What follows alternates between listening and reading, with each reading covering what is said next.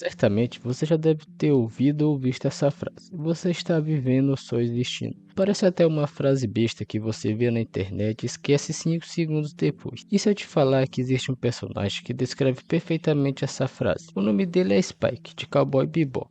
Ou então, como muitos conhecem, o famoso cowboy melancólico, pois Spike nunca teve 100% presente. Parte dele sempre esteve preso no passado. A Julia, o sindicato ou a vida que ele perdeu. E talvez esse seja o maior motivo de Spike não viver como alguém tentando construir um futuro. Ele apenas continua existindo, esperando o fim chegar. Sejam bem-vindos ao canal. Meu nome é Breno e hoje vamos falar sobre o homem que talvez sempre esteve morto. Vamos falar sobre Spike e sua prisão ao passado.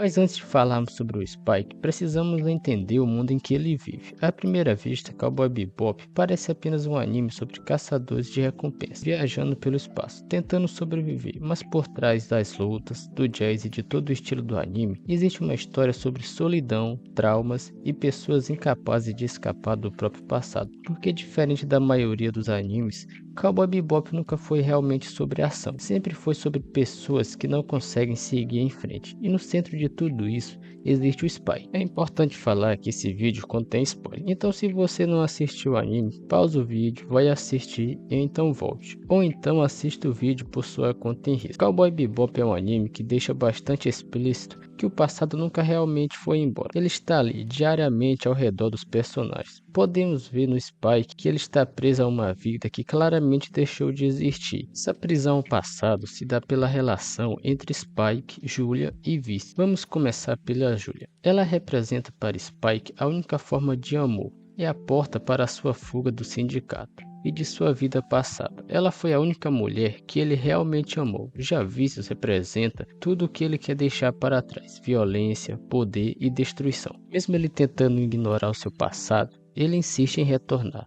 Seja uma lembrança ou uma menção àqueles que estão sempre atormentando sua paz. A metáfora do olho representa de forma sutil o estado emocional de Spike. Como ele diz no anime, um dos seus olhos vê o presente, enquanto o outro permanece preso ao passado. Essa não é apenas uma condição física, mas um símbolo de sua incapacidade de viver plenamente o agora. Mesmo seguindo em frente, parte de sua mente e de seu coração continuam preso às lembranças da Julia, ao sindicato e às escolhas que marcam sua vida. Você acredita na frase que fala que o passado molda nossas escolhas no presente? E se eu te falar que é exatamente isso que acontece com Spike? Devido a tudo isso que aconteceu no seu passado, ele começa a acreditar que se ele se aproximar de novas pessoas e criar laços, isso irá destruir as pessoas ao seu redor. Essa barreira que ele criou é o que impede ele de superar os seus fantasmas do passado. E que tanto passado é esse que eu falei? Tu é doido? Ele começa a viver como se mais nada importasse. E na cabeça dele isso tudo é real, pois o amor da sua vida não existe mais. Ele já viu a morte de perto, então não existe mais nada nesse mundo que ele vai perder se morrer. Por isso o jeito despreocupado e que não é afetado em situações de muita tensão. Ele não está calmo, ele está apenas em uma constante apatia. Trabalhar como caçador de recompensas não é nada menos que um passatempo que Spike desenvolveu. Schopenhauer fala que o sofrimento nasce do apego. Para ele, o sofrimento humano surge dos desejos e dos apegos. Spike representa essa ideia. Ao permanecer preso à perda de Julia e ao seu passado, enquanto ele não consegue aceitar o que perdeu, continua carregando a dor consigo. Para Schopenhauer, enquanto existe apego, não existe verdadeira liberdade.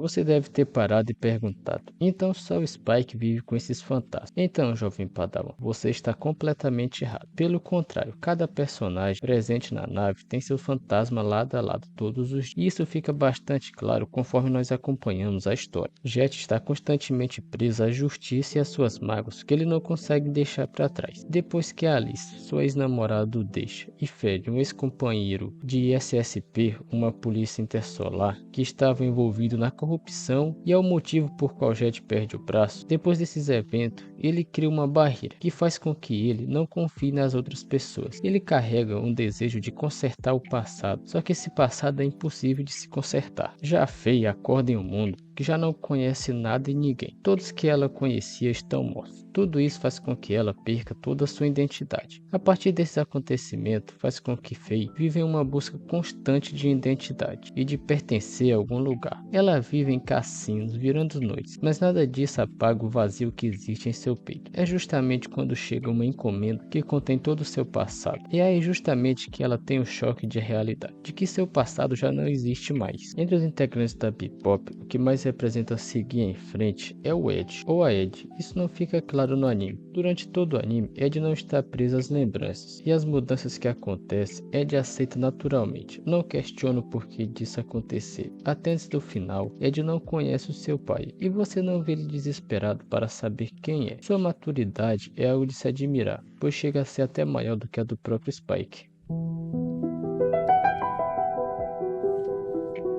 Cowboy Bebop é um anime que tem seu peso filosófico e seu paralelo com filósofos famosos. Na obra podemos ver nomes como Nietzsche e o seu amor fati. Temos também o estoicismo, Camus e o absurdo. Agora você pode me perguntar, como tudo isso se encaixa com Cowboy Bebop? Calma, que eu vou te explicar como tudo isso está conectado. Vamos começar com Nietzsche e o amor fati. Para Nietzsche, o amor fati significa amar o próprio destino, aceitando tanto as conquistas quanto as dores que fazem parte da vida. Spike, porém, não consegue alcançar essa aceitação. Ele carrega seus traumas e perdas como um peso, sem conseguir transformar o sofrimento em crescimento ou encontrar um novo significado para sua existência. Para o estoicismo, o ser humano não deve gastar sua energia tentando mudar aquilo que já passou, mas sim concentrar-se nas suas próprias escolhas e ações. Spike sofre por tentar reconciliar-se com o passado que não pode ser alterado. Ao lutar contra o que já aconteceu, ele aumenta a própria dor e permanece preso às suas memórias. Já para Camus, a vida não entrega um sentido pronto ou resposta definitiva. Mesmo diante do vazio e do sofrimento, o ser humano deve continuar vivendo e criando seu próprio significado. Spike representa essa luta contra o absurdo, mas diferente da filosofia de Camus, ele não consegue encontrar um novo propósito, permanecendo preso às escolhas e perdas do passado. O sentido da vida nasce das escolhas que fazemos, não das circunstâncias que nos foram dadas.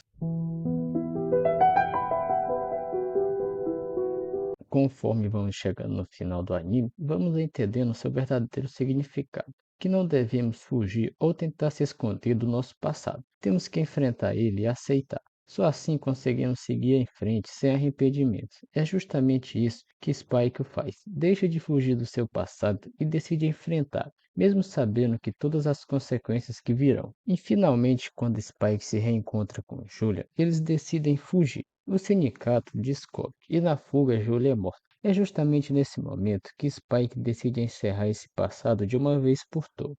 Esse confronto já estava decidido desde o começo, pois a jornada do Spike sempre o levou para esse destino. E o mais engraçado, que no fundo Spike já sabia de tudo isso. Mas você pode vir me falar, mas o final foi horrível. Se você falou isso, claramente não entendeu que o final não é sobre quem vai vencer ou perder. Por mais que tenha uma luta final, que temos que falar que é muito boa, só que a luta real não é física. Toda a luta é interna. Spike lutando para apagar e deixar para trás um passado que não pertence mais. Já o Vícios abraça a violência como sua forma de existir. Ele acredita que o mundo é regido pela força e que apenas os mais fortes merecem sobreviver. No fundo, Vícios representa a incapacidade de mudar. Enquanto Spike busca uma vida diferente ao lado de Julia, Vícios escolhe permanecer fiel ao caminho da ambição, da crueldade e do poder, mesmo que isso leve à destruição. E no final, a verdadeira lição não está em quem morre,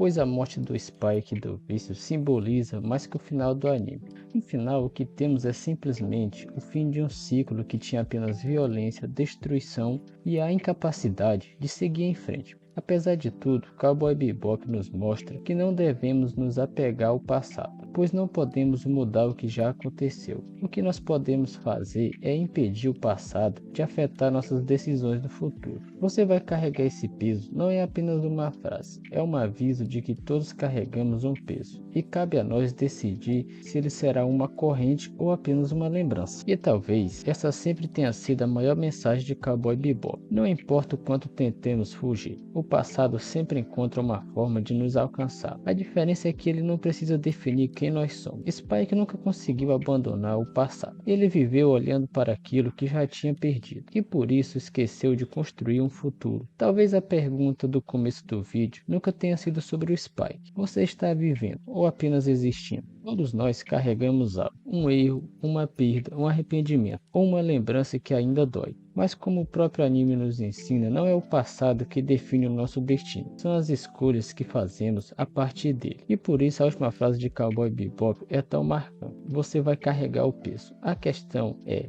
esse peso vai te impedir de viver ou vai te ensinar a seguir em frente? E lembre-se, até logo, cowboy do espaço.